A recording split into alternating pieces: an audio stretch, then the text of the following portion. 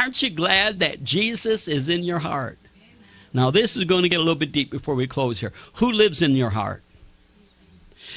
What did John say? He said, you have overcome them, little children, because greater is he that is in you than he that's in the world. When Jesus is in your heart and you're full of Jesus, right? You're full of Jesus. What's going to come out of you?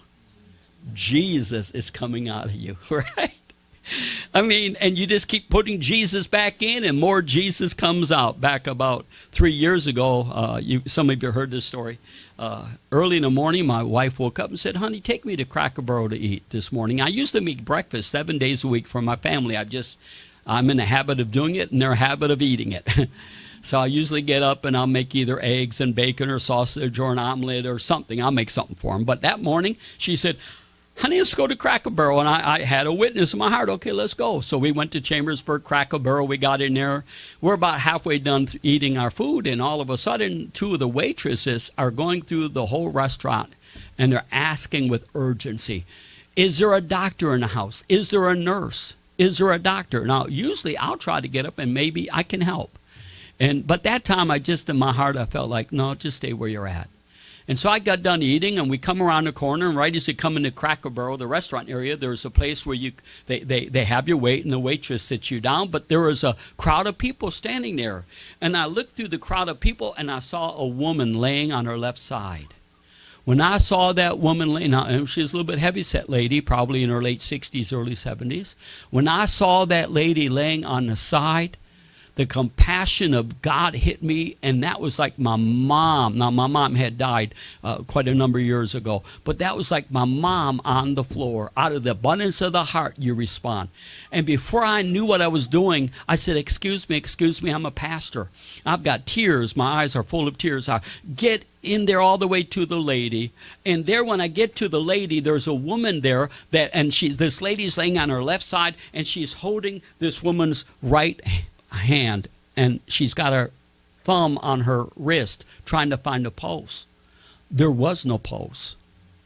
The woman had a massive heart attack and fell down dead right there. Well, I didn't know none of that. But that was like my mom. So I went over to the lady and I laid my hand on her face. It was cold. Her face was cold.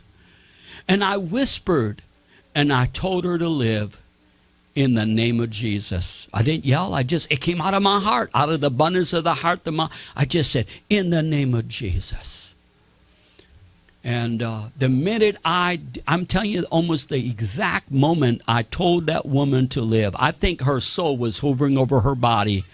The minute I said that, the nurse got excited. She said, she's got a pulse. She's got a pulse.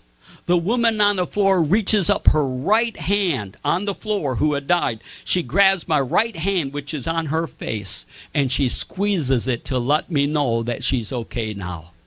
Well, joy filled my heart. I got up. I didn't turn around and say, I'm Mike Yeager. No, I just raised this woman from the dead.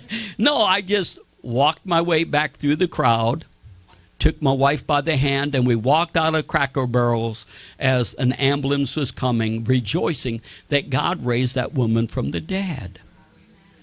But see, it says the works that I do, and I could tell you story after story after story along that line of other incidents where people were in comas or people had strokes or terrible situations, and God would but it was Jesus in my heart. See, my job is to fill my heart, my treasure, my temple, my tabernacle. He said, I will dwell in them and walk in them, and I'll be their God, and they'll be my people. My job is to get full of Jesus.